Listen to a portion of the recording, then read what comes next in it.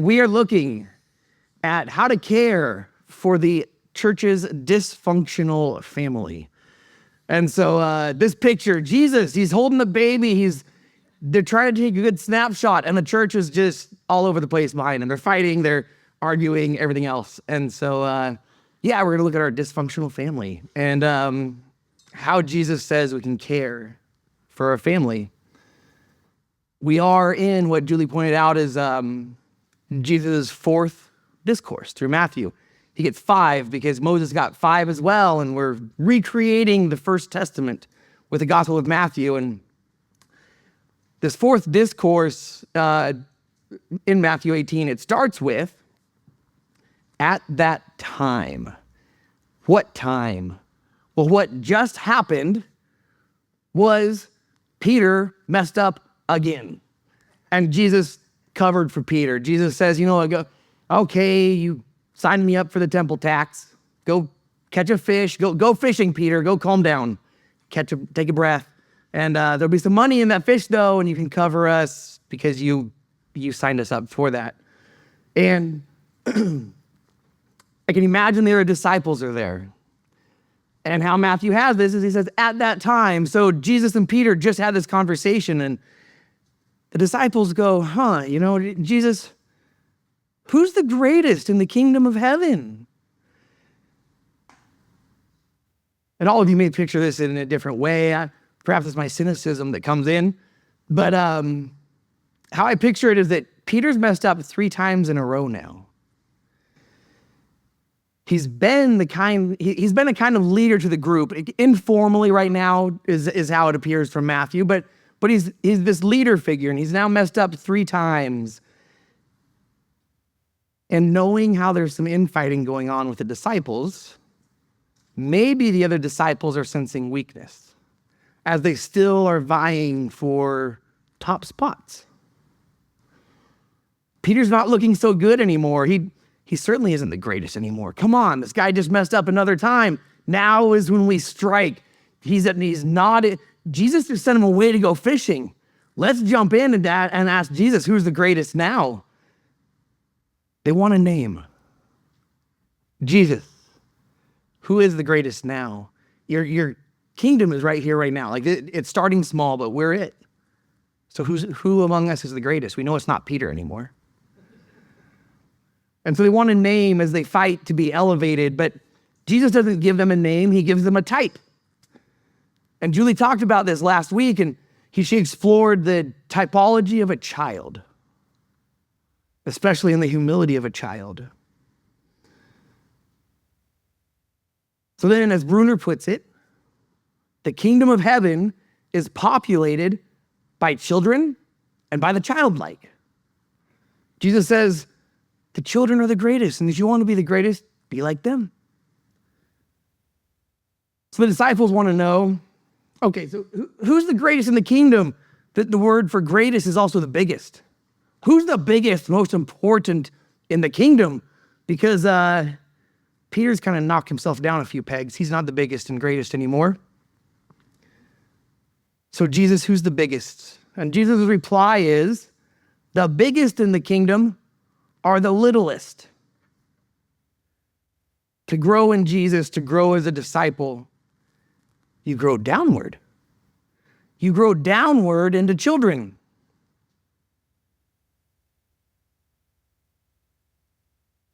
We're to become like children to enter into and be the greatest in the kingdom. And what does that mean of the children? It means that the children, they're inherently the greatest in their humility, in their blind trust that is forced upon them by their humility that Julie was exploring last week. And humans start then where we all end up wanting to be. Humans start as kids, and Jesus says, you gotta get back to that. Humans start where we want to be, and we can see it in children. By default, they live an enchanted life. They're connected to a supernatural world of big dreams and big love, and they have it. They have what we then lose as adults. So all children, every human being is born with their feet on the divine path. They don't know the words that we as adult walkers have decided should be said. But they're born on the path. They're walking in the way at birth. So if we're all born on the path, what happens? Well, we happen. We happen to each other, and we happen to ourselves. So we come to the next part of Matthew. The rest of Matthew's chapter creates the family care system for the church, for this grand old dysfunctional family. The church is a spiritual family, and being in the Army, we were all about our acronyms. So I've come up with the corny acronym. Here is C.A.R.E, Jesus' family care system. We care for the vulnerable. We aid the strays. We return forgiveness endlessly. This is how the rest of the chapter breaks up. These are the 3 parts. The primary points are the 3 parts of the rest of chapter 18. And so we start at caring for the vulnerable or caring for the little ones. In Matthew 18, 6-7, Jesus says, if any of you causes these little ones who believe in me to sin, it would be better for you if a great millstone. This isn't just a hand mill. The millstone, this is one that a donkey, a mule would pull. And so this thing's massive. It'd be better if a great millstone were fastened around your neck and you were drowned in the depths of the sea. Woe to the world because of things that cause sin. Such things are bound to come, but woe to the one through whom they come. The first question here is, it says, if any of you cause these little ones to sin, and which little ones are we talking about? Because we now have 2 little ones. Jesus brought a little one to him, and he says, now you need to be little. You need to become little. And so which little one are we talking about? Literal little ones. These are the kids. Or are we talking about deliberate little ones? Deliberate little ones are the adults who have deliberately chosen to become little and follow the words of Jesus. They've chosen to become small and humble. So which ones are we talking about? Are we talking about literal little ones or deliberate little ones? Yes. The answer is yes. We're talking about both of them. We're talking about the vulnerable little ones. Kids are vulnerable by default. Those who choose humility and choose to become little ones even as adults, they are vulnerable through their given up status. And so we're looking at the little ones. We're looking at kids and childlike adults. I put this version up of scripture first because this translation is common to most Bibles. It speaks of causing a little one to sin. Most translations are going to say this. But the Greek isn't exactly looking at sin. It's actually the Greek word that we've seen elsewhere in Matthew for scandal, for creating a severe offense. And the impact of this word is the same. This is the same word when they said, Jesus, you scandalized Jerusalem. Jesus said something that created division between him and Jerusalem. This word looks to that idea of division. And so Jesus is saying, woe to you if you cause any of these little ones who believe in me to then divide from me. Woe to you if you scandalize them in some way that harms their faith. This word looks to this idea, and it's another way that this is phrased in Scripture is doing something that trips somebody up on their walk of faith. And it causes them to separate from Jesus. A typical Christian might call it a sin to not be in unity with Jesus. Well, you don't believe in Jesus, so you're living in sin because you need to trust in Jesus, and that's the right thing to do. You don't trust in Jesus, that's the bad thing to do, and so you're sinning. And they might lay the blame on the one who has done the separating from Jesus. You need to get over it. Get right with Jesus before you burn in hell forever. But Jesus lays the blame at those who hurt the one who is vulnerable or has made themselves vulnerable. We have an entire population right now from the church that's been scandalized. The Greek word here, they've been scandalized by the way the church has done so many things. And the church has caused them to separate from Jesus. Many call it deconstruction. They deconstruct their faith because they've been hurt. And we have church leaders blaming those who are deconstructing and saying, you are abandoning the faith. When Jesus says here, no, you can hurt the little one and drive them away from faith. Because the guilt is the one who drove them away, not the one who's abandoning the faith. It's such a big deal to ruin someone else's faith when they're vulnerable to it, that Jesus says it would be better to sink under a heavy weight and to drown at the bottom of the ocean than to ruin someone's faith. It's better to end up at the bottom of the sea than to ruin the faith of a literal child in their enchanted world. Jesus doesn't lay any punishment here for the one who has been damaged and driven away. Jesus doesn't say, and for those of you who have been damaged and so you gave up your faith, it's better for you too just to have a millstone hung around your neck and drown the bottom of the ocean for abandoning your faith. What Jesus also doesn't say is, it would be better for you to drown on the ocean floor than to face what I'm going to do to you. Because you see, the repercussions, they are built into the harm that you do. Because at some point, you will be enlightened to see everything clearly.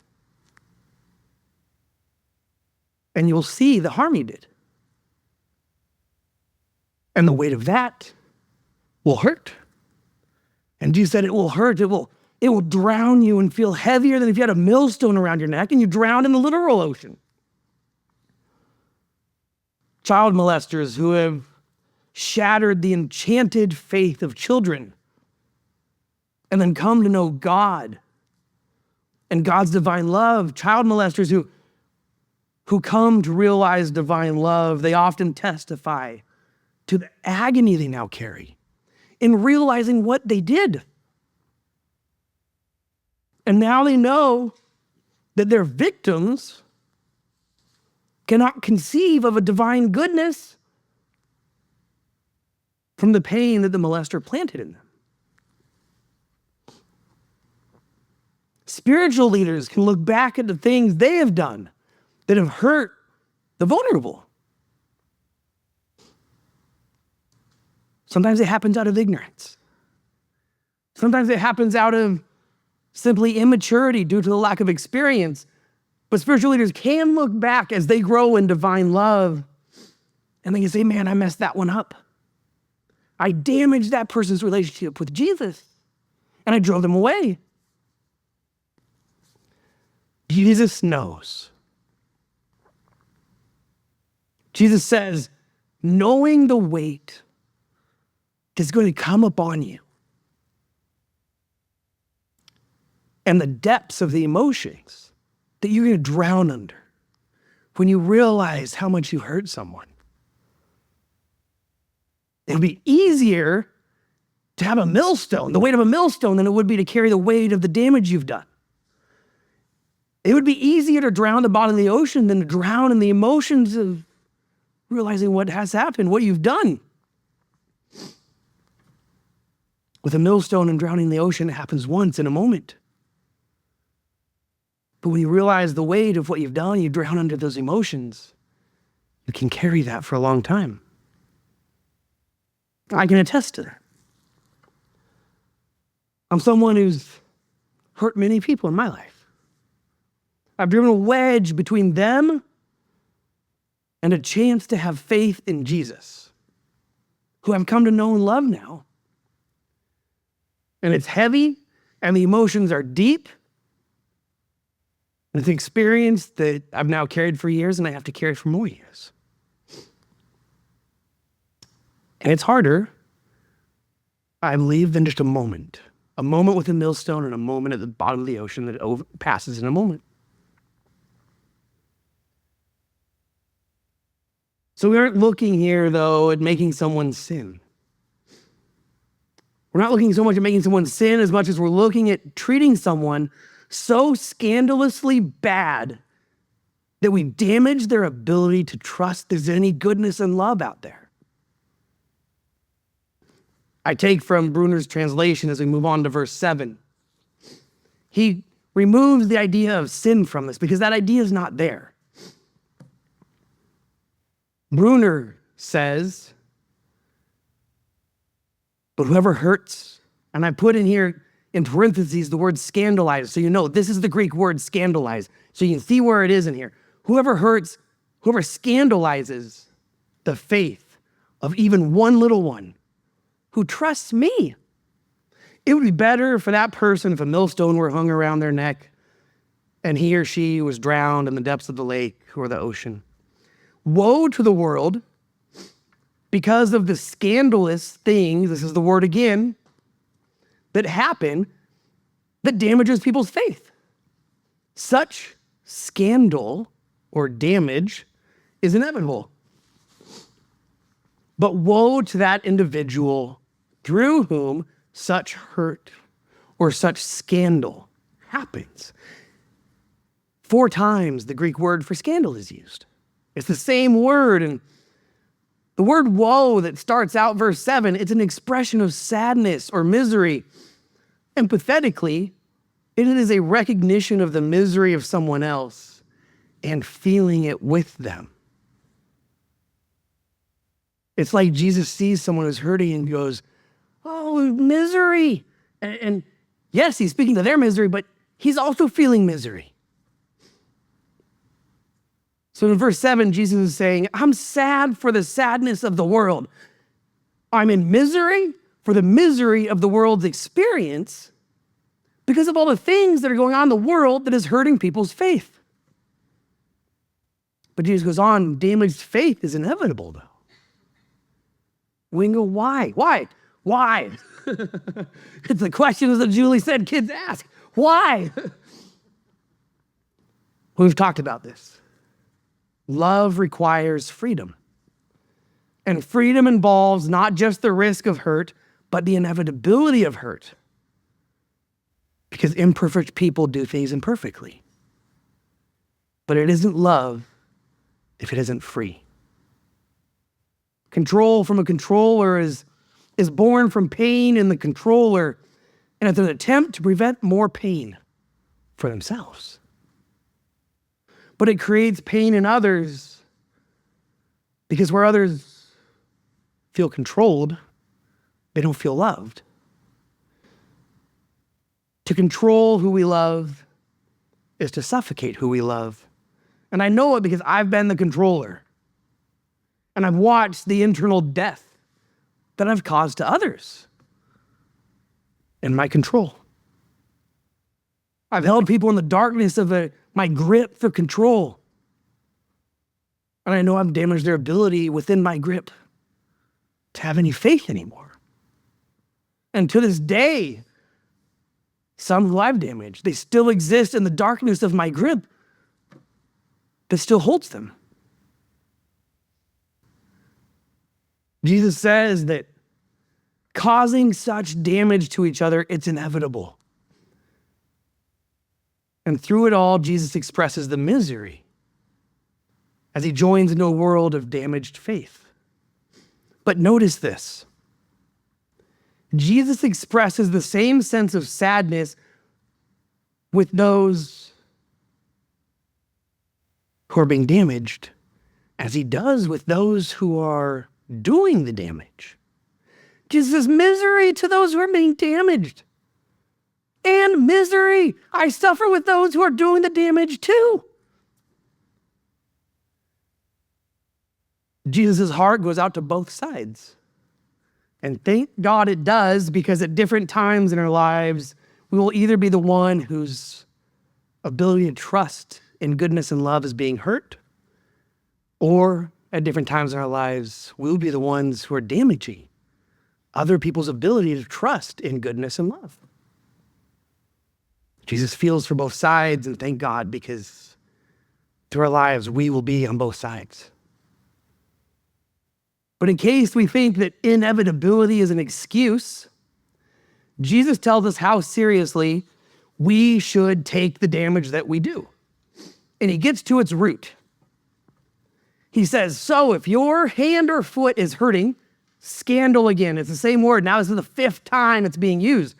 So if your hand or foot is scandalizing your faith, chop it off and throw it away from you.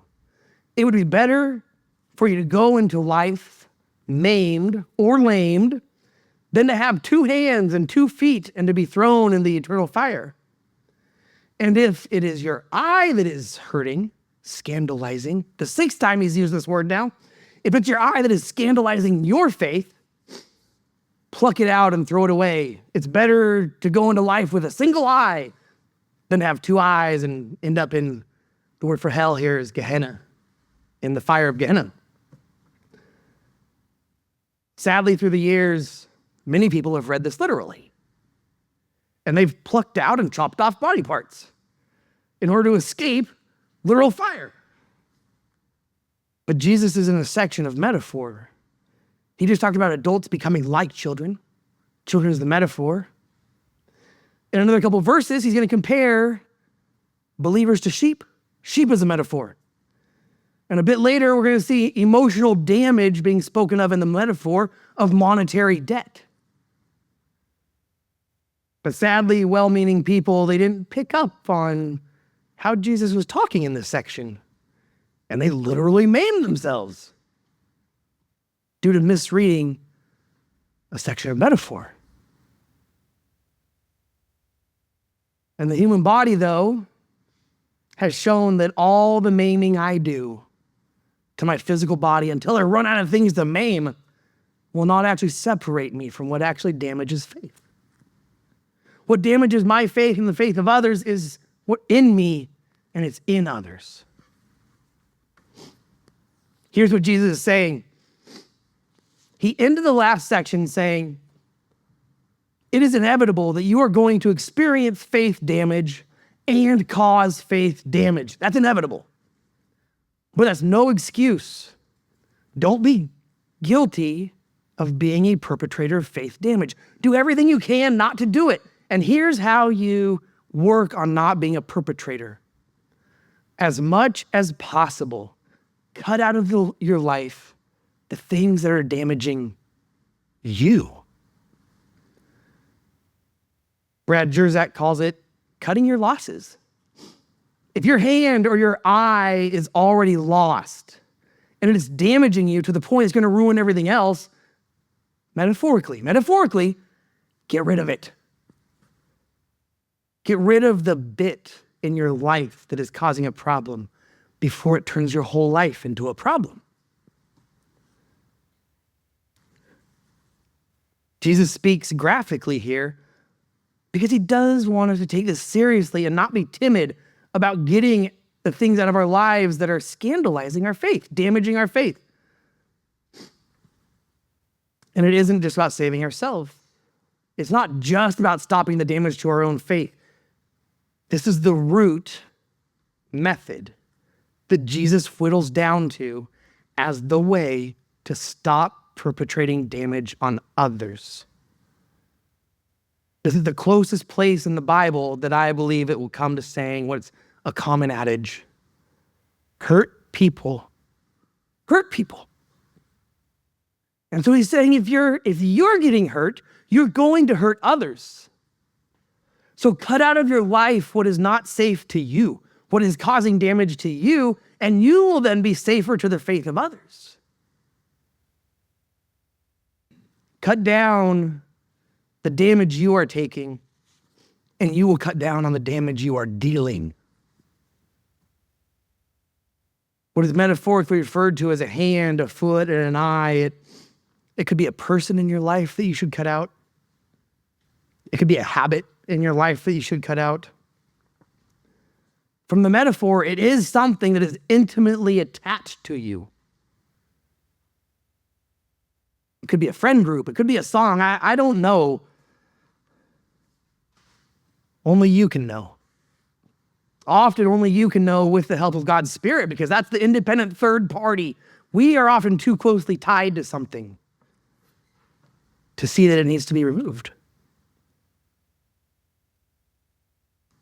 But in making our faith safer from whatever those things are, Jesus says that will make us safer to the faith of others. Now, before we conclude, and you're going to hear the kids come in here in a second, before we conclude, let me tell you what this is not. This is not Jesus' permission to just start hacking away at our lives with legalism and make our lives just completely miserable and cut out all the joy. This is not Jesus' permission to stop loving people who aren't the easiest to love. It's not Jesus' permission to decide that what I identify I need to cut off from my life is also what I'm going to demand other people cut out of their life. This is not Jesus' permission to call anything that's hard to do something that should be cut off. Oftentimes, what's hard to do is actually good for my faith. This is not Jesus' permission to help start chopping on someone else and cut something out of their life. The Greek word here for scandal, it's also related to bringing to ruin. There's a difference between things that are tough on our faith, but our faith will survive, and the things that will ruin our faith. It takes practice, it takes growing in love to work on figuring out how to clean up our lives. And even in this, we're not going to do it perfectly, and in not doing this perfectly, we're going to damage ourselves and others. It's going to happen. Jesus says it's inevitable, but it's no excuse. Do the work. A good phrase to keep in mind, I believe, as you look for divine insight on what to cut out of your life. What is working on me? What is making me better? What is at work on me versus what is preying on me? What is luring me and lulling me until it will have consumed me entirely? This is the first part of Jesus' family care plan. The church is a place of the vulnerable who care for the vulnerable. It won't be perfect, but it's in the processing of being perfected. And it's grounded, I'm going to sound like a broken record as we go through Matthew, but it's grounded primarily, first and foremost, in Jesus freeing me from me. It's grounded in removing from my life the things that are hurting me, and the less I hurt, the less I will then hurt others.